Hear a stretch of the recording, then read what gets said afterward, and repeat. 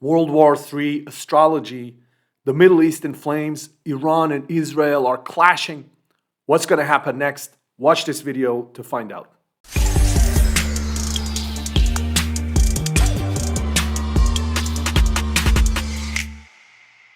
Welcome, folks. This is Dr. V, and this is the channel where you get the astrology straight up, unvarnished, and unadulterated on everything from current affairs to culture and existence.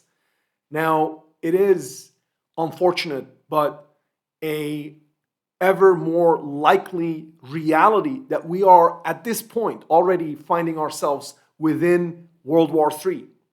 We are, according to this line of thought, in early stages of World War III, and we just don't know it yet. Now, in this confrontation that is taking shape, we can clearly see the contours emerging with a block of China, Russia, Iran, and North Korea on the one side, and the West and Israel on the other, and with everybody else basically having to figure out on which side they're going to enter or what their angle is going to be in the coming massive upheavals and changes for the global system. Now, the Middle East has been seen by many prognosticators, analysts, as well as seers and prophecies that have been made throughout the times as the most likely area for the eventual eruption of the large confrontation that we're going towards. And when we look at current events in the Middle East, this seems to be confirmed with all the tensions that exist there, with all that incredible potential for an explosion that gets everybody else involved. The main trigger for such an event, it seems now, would be a confrontation between Israel and Iran. And since the April 1st attack by Israel on an Iranian embassy in Syria, it looks likely that we are unfortunately moving towards this type of escalation.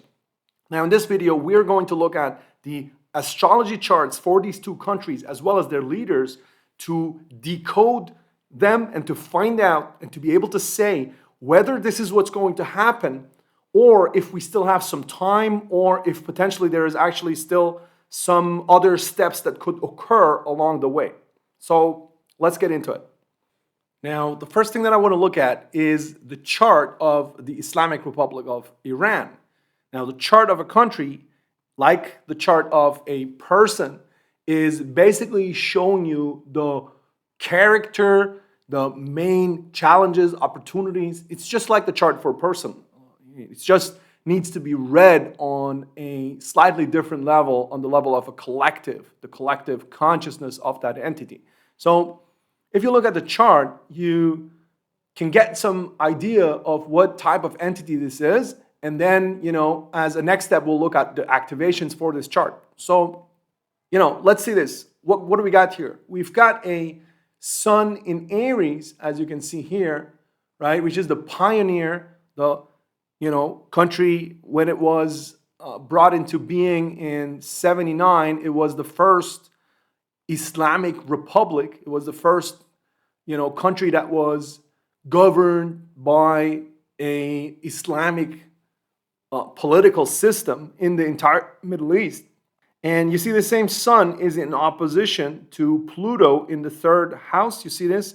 Pluto in the third is basically sun opposite Pluto is this need to constantly face a very strong opponent, a very powerful enemy. And this powerful opponent, you can see in the third house, is in the region, right? The third house in a national chart is your immediate region, right? So your immediate region here is basically where Iran is facing this very powerful opponent, which could be interpreted as Israel or as well as the United States with its bases in the region.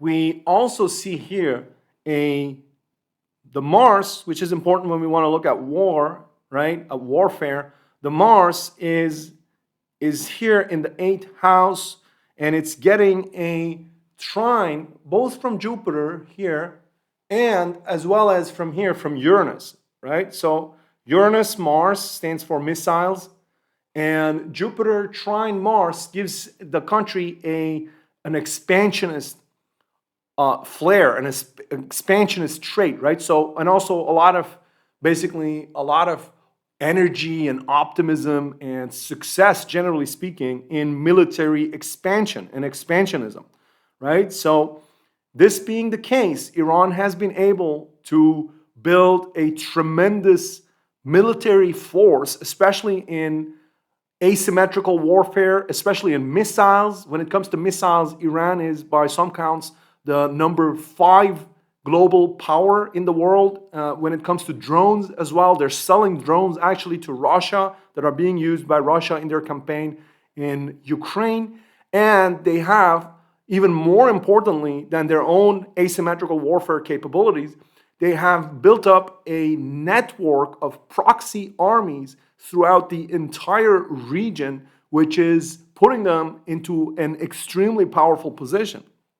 The other thing we see is the Saturn-Venus opposition here, right? So Saturn-Venus opposition is basically sanctions, right, and economic hardships, which Iran has been going through a lot because of sanctions. And also the moon here is squaring Saturn. You see here the moon is squaring this, and the moon is the people, right, the populace. So the moon is how the people feel about this republic, and you can see here with the square to Saturn that they're not really necessarily very happy with this government, or at least large parts of the populace, and you can see this with very frequent insurgencies and rebellions and upheavals that happen every few years. Basically, the last one was just earlier in 21 when protests erupted around women demanding the right to not wear headscarves outside, right? To be free of headscarves, basically, if they want to. And that's also covered or carried here by the archetypal signature. Moon also stands for women, obviously, and you can see here with the square to Saturn that there is a lot of misgivings there from that side. Now, just so I show you here how deep the rabbit hole goes, if we want to have a look here at when this latest step in the escalations happened, this was in April 1st, 2024, which is when the Israelis attacked the embassy in Syria, the Iranian embassy. And you can see here that on that day, you had not just here the Mars-Saturn conjunction, the two malefics, getting together, which is always going to bring escalations in war. But the Mars here is also squaring the moon of Iran. So this is important because this latest attack, it's not going to just be perceived as an attack on the leadership, but it's going to be perceived by Iranians as an attack on Iran. It's on the people, right? So moon stands for the people, which is significant because it especially means that there is going to be some type of retaliation. They can't not retaliate now, right? So when is this retaliation going to happen? It is likely, already I had said this in previous videos, that with this conjunction getting together, you're going to have especially some maritime escalations in various regions, amongst one of which will be the Arabian Sea and the Persian Gulf and areas where the Houthis are currently active. But this is only going to really get very intense when the Mars continues here and it gets into the Mars return. You see here, so Iran is having a Mars return here at the end of April. So Mars coming back to its natal position at the same time when it makes the trine to Jupiter, and a few days before that, the trine to Uranus, in which I said what is about expansionism and is about missiles, right? So this is happening at the end of April, which means that we can expect an escalation or a response by Iran to happen pretty soon. It's not going to take months. This will be in the next few weeks. This will be in the next few weeks from when I make this video. And with the Mars here conjoining, the Mars, this Mars that we have here in Pisces, it's conjoining with Neptune, the ruler of Pisces. So this is going to be a lot of, there's a lot of Neptune energy, a lot of Pisces energy here. This is going to be some type of maritime retaliation, either that, where you can see them sinking Israeli ships, or it's going to be some type of hidden, some type of sabotage, some type of camouflaged attack that is not very clear. With this, these are basically the signatures, the archetypal signatures of the Mars-Neptune conjunction in Pisces. This is the kind of attack that immediately in the next few weeks we should be expecting. Now, what's that going to do to Israel? To understand this, we should have a look at Israel's chart next. So let me bring up Israel's chart. This is the chart of Israel. Foundation of Israel in 1948, after the Second World War. And what you see here right away is that you've got a sun which is opposite Chiron. You see this? So opposite Chiron and square Mars. Okay?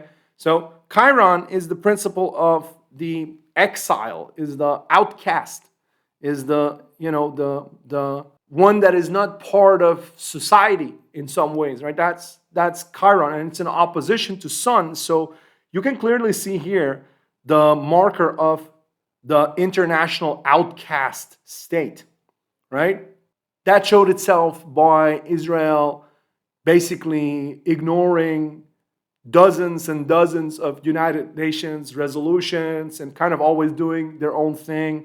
And lots of states to this day don't have diplomatic relations with Israel, or they break them off anywhere outside of the West, really. The West has been the staunch supporter of Israel throughout all of this. And with Sun in square to Mars, there's going to be war, right? There's going to be wars in order to assert your identity, which is Mars square Sun, right? But here, this Mars is actually getting as well, just like in the chart of Iran, you have a trine, and this is even a stronger trine. This is an exact trine with Jupiter.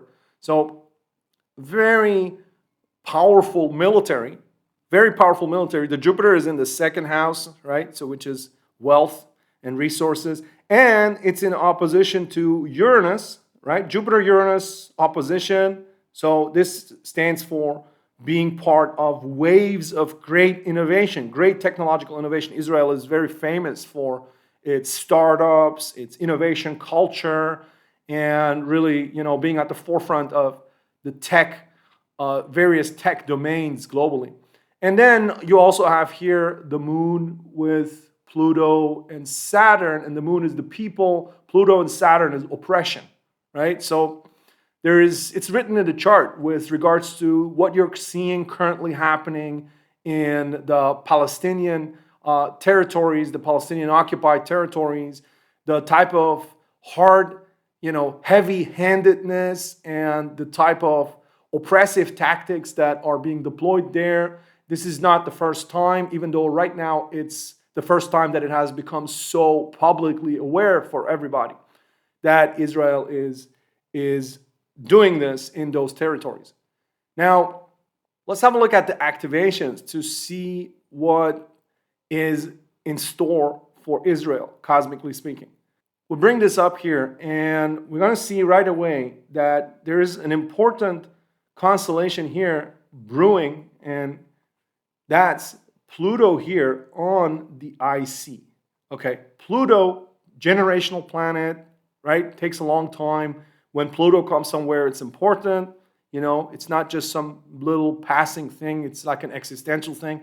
And Pluto is here on the IC. The IC is the inner core identity, the foundation, the homeland of the nation. So what does this mean? Well, Pluto on the IC is an existential crisis, of the state, and it means fighting for your very existence. right? When Pluto crosses the IC, it means that the very foundations and the very existence of this state are going to go through a process of creative destruction, which is Pluto, right? Pluto on the IC, creative destruction of your foundations and potentially fighting for your very existence. Now, that, as I could just showed you, it's now we get a little glimpse of this. Now exactly we're going to getting a glimpse of this in April, May 2024. And then it starts to move out of aspect. It starts to move out of aspect so that, by September, Pluto is out completely, out of Aquarius. And simultaneously, you're getting a couple of very empowering transits with Jupiter going over the Sun here first, and also in April, May, and then later Jupiter going here onto this innovation, constellation. So and hitting that in Gemini. So you're going to see basically a lot of, first of all, some expansionism from Israel, some expansionism in the coming months, and then a lot of technological successes, and also the existential threat that currently they're under is going to subside, is going to get less over the next few months, right? So does that mean that Israel is kind of out of the danger territory? No, not at all. Why? Because the Pluto, it returns again, right? It returns, and it returns with a vengeance. When? It returns in 2025. And that's actually when it's really there. That's when it's really there. So in 2025, you have here, then it's exact, right? That's when it's going to be exact. So what I said about having to fight for your very existence, having to, undergo an existential threat to your very foundations, that's going to be active in 2025 for Israel. May 2025, around that time, before, after, summer 25, that's when it's going to be active. So we can imagine under that scenario, Israel, getting into an all-out war with, not just with the Iranian group, but with others in the region. If the region transforms further, this could be an all-out war. There could be various scenarios there which lead to this type of existential threat for Israel. So as I always say, in astrology, you need several hits to confirm a prognosis that you're making. And let's see if we have other confirming factors as well. So is there anything similar in the Iranian chart? So if we look at the Iranian progressions, this is the secondary progressions here that we have for Iran. They're here in the middle.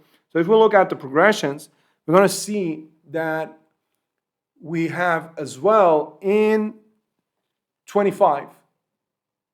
In 25, exactly in, let's see, let's go ahead here, 25, right? At end of 24, and then beginning of 25, here, actually March 25, we have here a square of the progressed MC with Mars, right? Progressed MC square Mars means publicly you are seen as being in conflict. Globally, the entire globe is seeing you as being engaged in conflict. All eyes are going to be on you because you're in conflict, right? This is progress MC square Mars.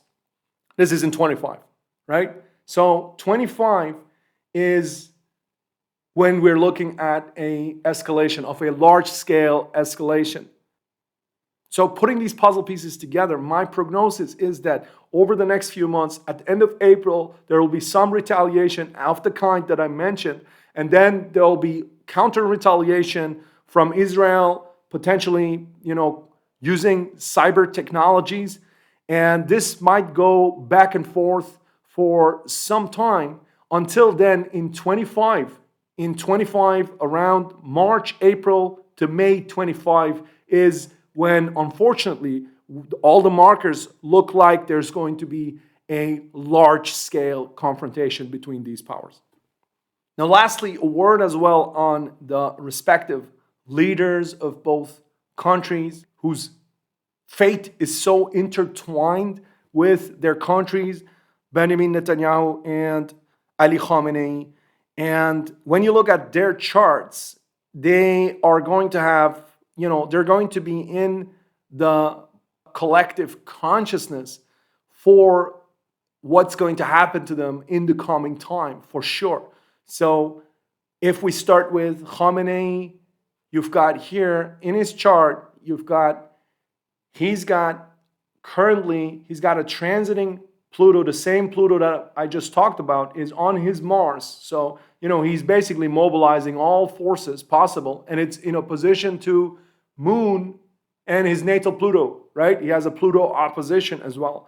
And it's going back into a complete opposition. So opposition of Pluto to Moon means being opposed by the people, right? And last time when this was an exact hit, this was in 21, this was in the protests that erupted in Iran.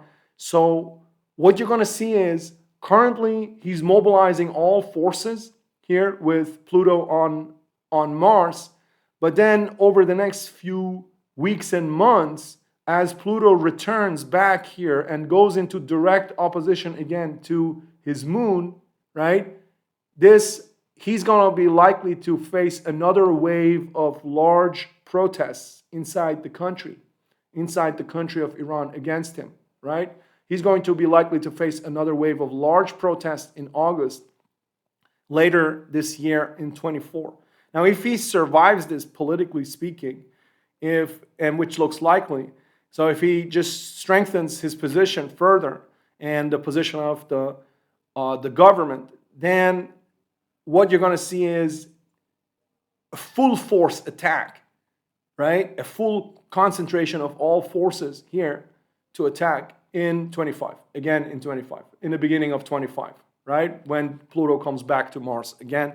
So this is another marker that points in the same direction. And lastly, now Netanyahu, this dude, he's going to be impacted a lot in the coming time by events. He's going to, be center stage in many ways. The eclipse that's happening right now, right? April 8th eclipse. This eclipse, it is here, right? It's going to be here in Aries and 18th degree of Aries. And it's exactly opposing his natal moon, right? His natal moon. His standing with the people.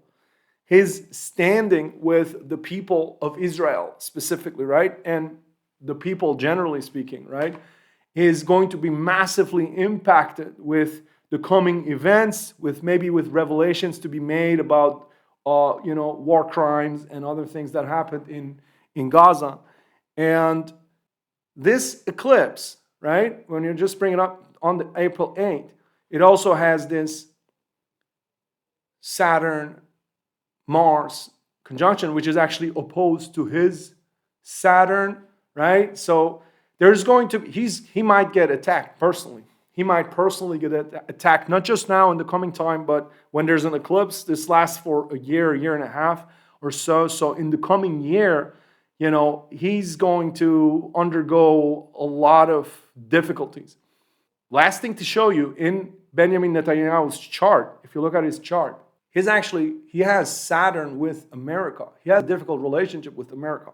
Don't look at, the power he has currently over large parts of American politics, right? He has actually a difficult and very karmically loaded relationship, and this is getting triggered exactly with the current eclipse. So, his relationship with America is going to as well just come to the fore as well. This dude, he has, this is a whole other story here. He has actually on his sun, he has the asteroid Asmodeus, which is the Lord of Demons, and Acristo, the asteroid Acristo, which stands for Antichrist, is on his moon. Now, there's a whole interpretation for this, which I'm going to leave for other videos in future, when we look at the metaphysical dimensions of what's happening, when we look at archetypal energies, how they express themselves through different figures in world politics. But I'm going to leave that for future videos. We had already a lot in this video. I'm going to recap what I decoded and what I found in the astrology, what we discovered together.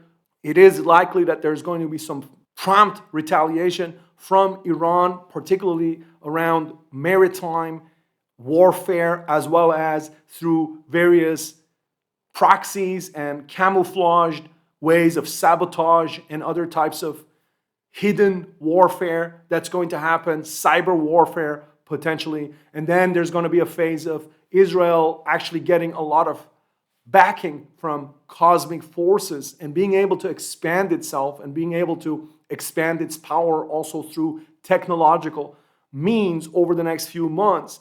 And only in 25 is when I'm seeing it as not just likely, but probable and almost necessary with the way things are going right now, that there's going to be a much larger confrontation between these two powers, which would potentially act as a decisive next step in the development of World War III. Now, on this channel, you're going to get all the analysis, geopolitical, cultural, and existential, and metaphysical, on the ongoing events. So make sure to subscribe right now so you don't miss what's coming up. We're going to look at so much more. We're going to look at Russia and Ukraine. We're going to look at China. We're going to look at how the culture is changing. We're going to look at how different agendas, like the Great Reset agenda, are being implemented by certain forces who want to use this upcoming phase of chaos that we're slithering into as a collective humanity to push their agenda forward. And all of this, as always, we're going to be able to decode the truth and reveal the truth as it is written in the celestial cycles. So make sure to be part of this, subscribe, and let me know in the comments what you'd like to see more of and how you see the topics that I discussed right now, which one of those you'd like to see more about, and we're going to have a convo in the comments. Until the next time, I wish you all the best. This is Dr. V. Bless up yourself. Be well.